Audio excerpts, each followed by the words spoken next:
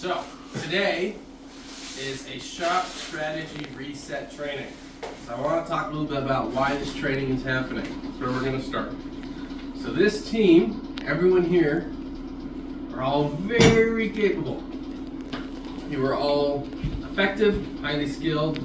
You've built the ability to really accomplish anything through our shop. We've done some really complex work in the past couple of months.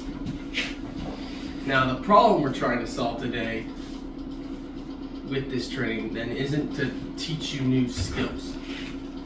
It's to teach you strategy.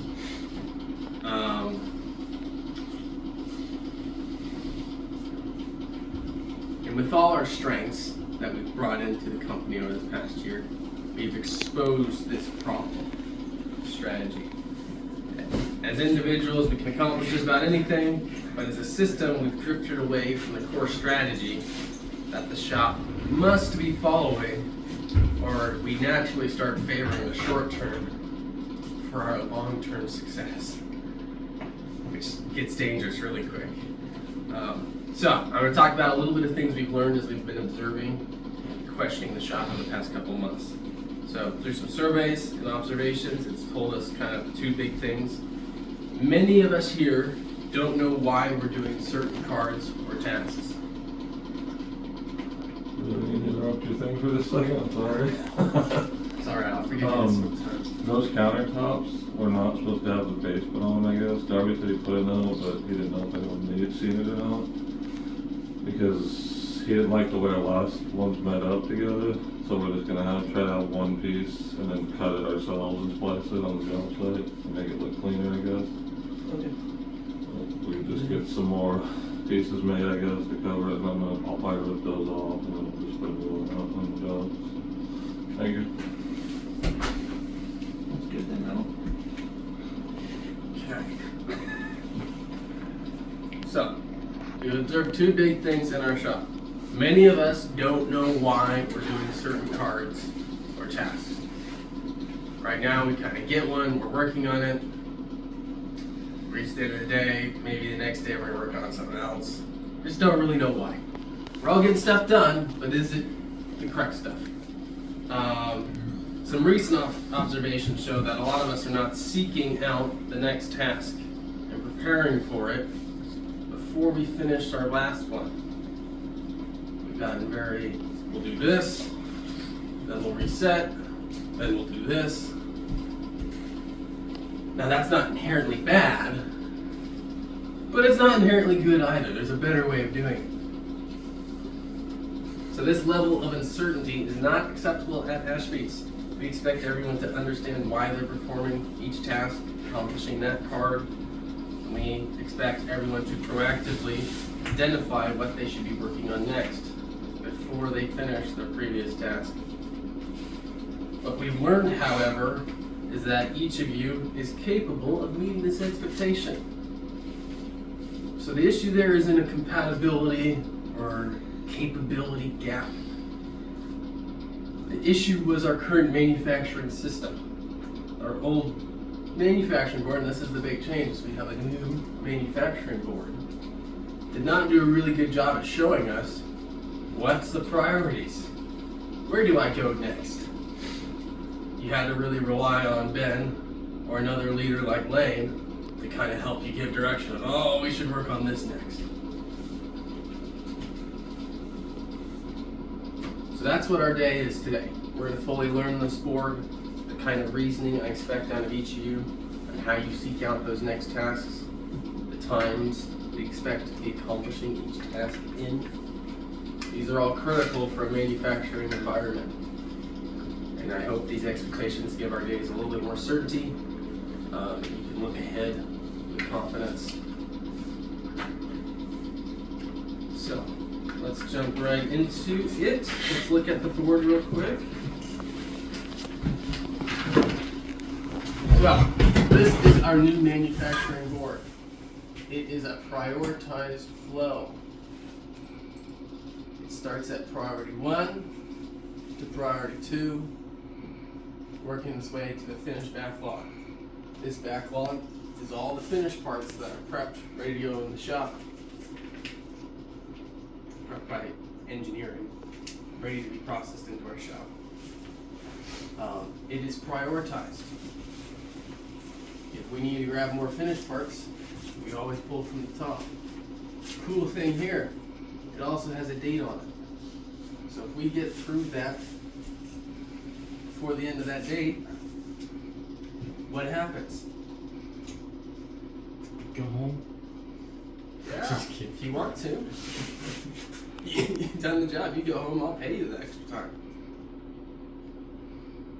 If you want to work more, that's an opportunity for the company to make more profits. If you choose to do that, you're going to get the lion's share of the profit share.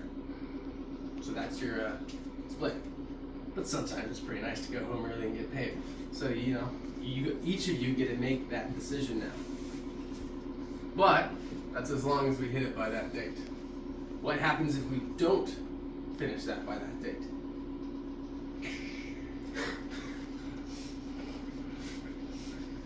It's a problem. Hopefully we've identified it soon enough that we can correct to be able to get that done. But essentially, what Ben and Tyler, they're the ones preparing that list for us, is planning on, is this is what has to get done for the company to stay in business. So if we want to stay in business, we have to get that done. So the stakes are high. It's a very accomplishable amount. Based off of our averages from last year, we should always have one extra day. So if we're doing a good job, we're supporting our team members, we're getting the expectations for each task done, every 2 weeks you could have a free paid day off. Sounds pretty nice. Okay, let's talk about the goal of this change real quick. Actually, let's show the rest of the board. So this is the first prioritized flow. Your next priority is quick needs. Quick needs, our goal is to be a 1 day turnaround. So that's why the moment we get our finishing done, we move to quick needs. Priority 4 is getting things ready to load for deliveries. Which is now a shop thing. Yes, it is. Priority 5 is the buffer and the subsequent building of boxes. You'll notice boxes have their own backlog. Once again, these do have a date on it when we need to accomplish them by.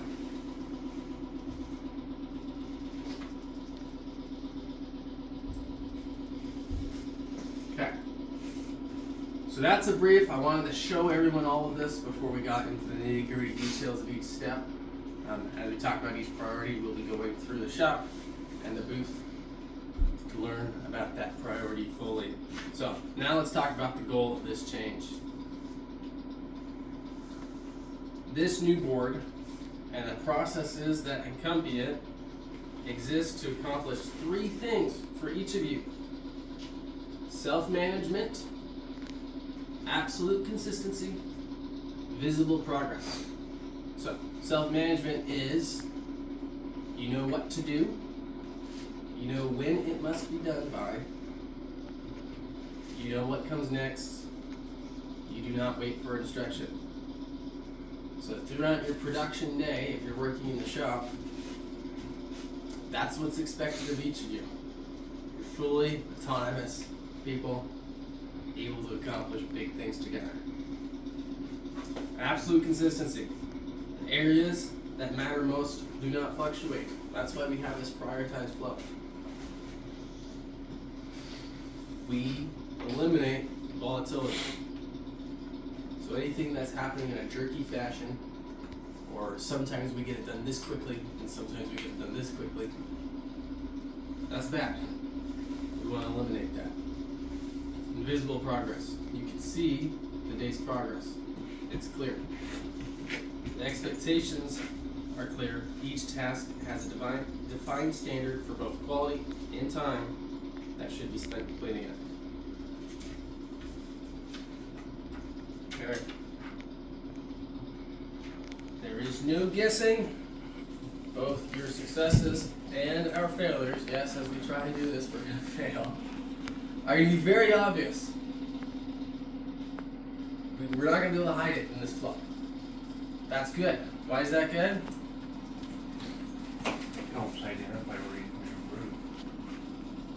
Do or do not, there is no track. In some ways. Well, The big thing is here, we're a team, right? As a team, if our failures are obvious, we probably have a team member that can help us through those. If we're hiding it, no one's gonna know to help us. That's big. That's huge. So expectations that are gonna be very clear. You're gonna be asked to measure yourselves, and they're gonna be enforced. That's going to be a big focus over the next few weeks, is enforcing our expectations, making sure they're well understood, and each of you have the support you needed to meet them. So that includes process adherence, sticking to this strategy, like a bee to water, and goal achievement. Now I don't want to scare you guys, but corrective action will be taken immediately if we're not meeting those expectations. And it's not because we don't like you guys. It's because we want you all to succeed. Okay. So, before we get into the nitty-gritty details of each priority and the expectations therein, are there any questions?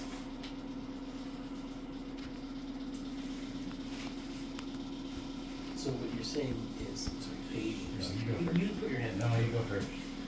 So what you're saying is that in order for us to have a job and guarantee that we have jobs in the future, completing this and following this flow is the way we've got to do it. It's definitely the safest option.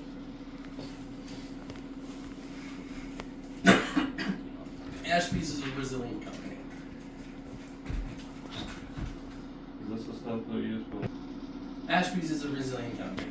So if we don't get our backlog done once, we're probably not going to immediately go out of business. But it's like a big sign that we're at risk of it. If and when that happens,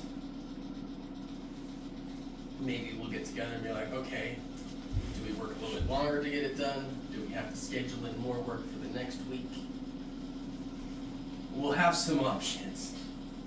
But our best option is always to be proactive, fitting that new value. And maybe getting a little bit more done ahead of time, so we're never putting ourselves in that position.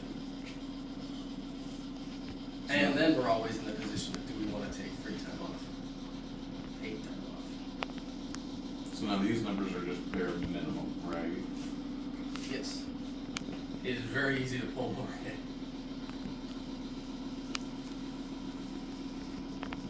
And these numbers are based off of our averages from last year, what I know we all can hit. And the commitments we've made our builders.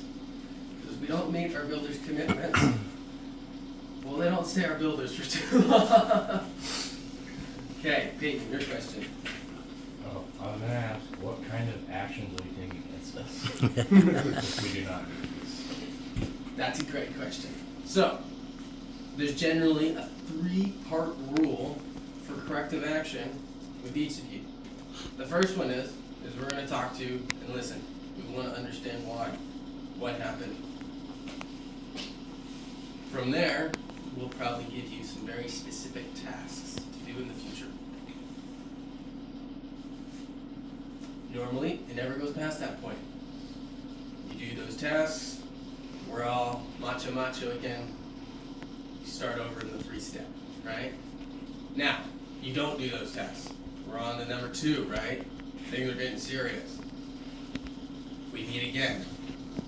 We get a little more specific. If expectations are more drawn in the sand, we might partner you with somebody for a few weeks to make sure you've learned it fully. That's happened before.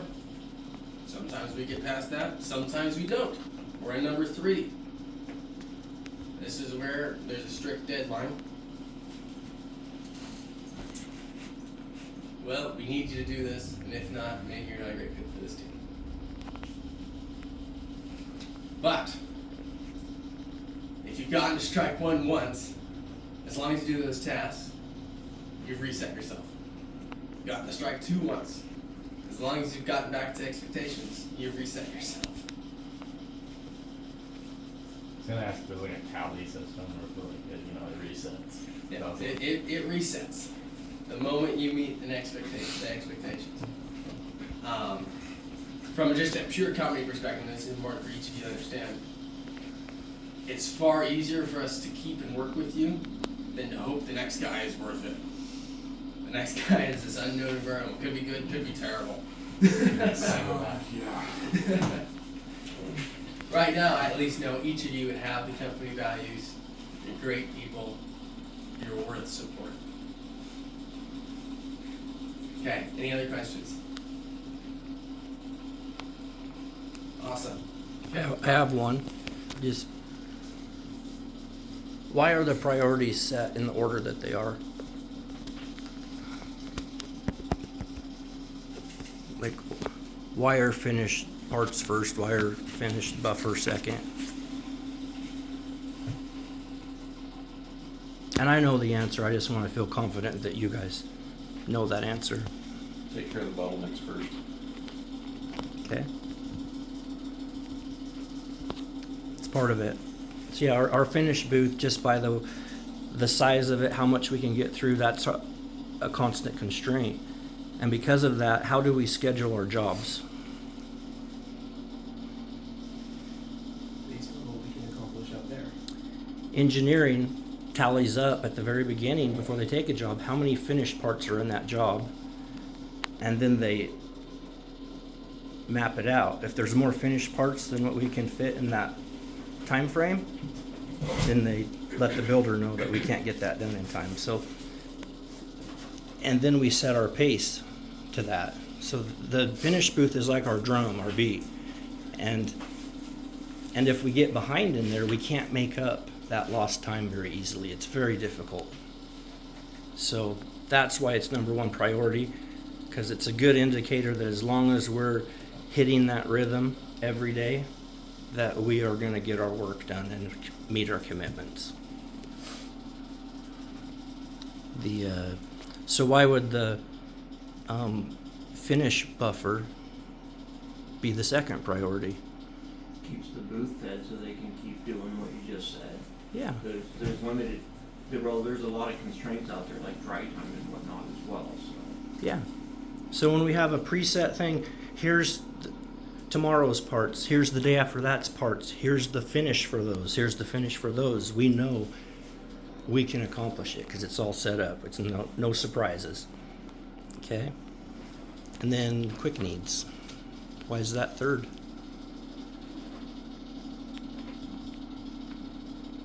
Because those don't have kind of time sensitive too, in a way, because you like kind of need them to be able to finish a job, Yeah. and it could be like waiting, making other people wait on us, which builders wouldn't like. Mm-hmm. Yeah, we can't get that work out of the system until we have those, because it's holding up a completion. Okay. And then fourth, this is a change, I think, from what you guys are used to.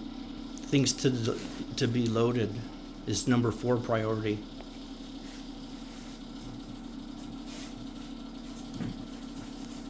To get the crap out of the shop and spray booth, so you can keep going. It's a nice way to do it. But also to help delivery when it's time to be loading stuff into the trucks, that you can just be confident, like, there's the box. We know we already have everything ready, so we're not having to spend a long time doing extra stuff preparing in those mornings or those afternoons. Speed up the delivery. Yeah. Sometimes deliveries get moved up. It's like gets done early and we're ready, but then we're like, oh, we have to finish all this paperwork, get everything loaded. Also, another reason is a lot of the things that frequently hold us up, like knobs, poles, are in there. So if we do it early, it gives us time to track those things down if they're not here, rather than have to do it after the fact. Okay, and then the 5th priority would be the box buffer.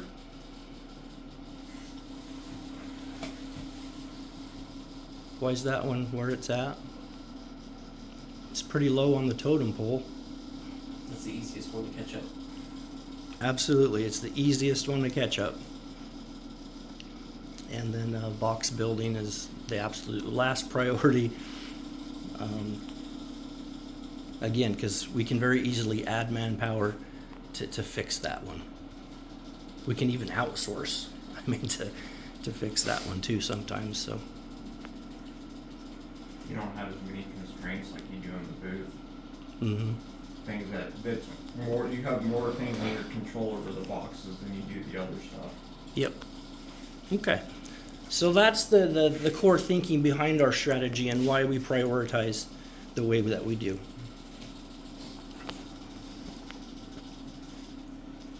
That's pretty good. Okay, so now we're gonna learn about each priority in complete detail. So this is where we're gonna be moving around the shop to where those priorities primarily happen.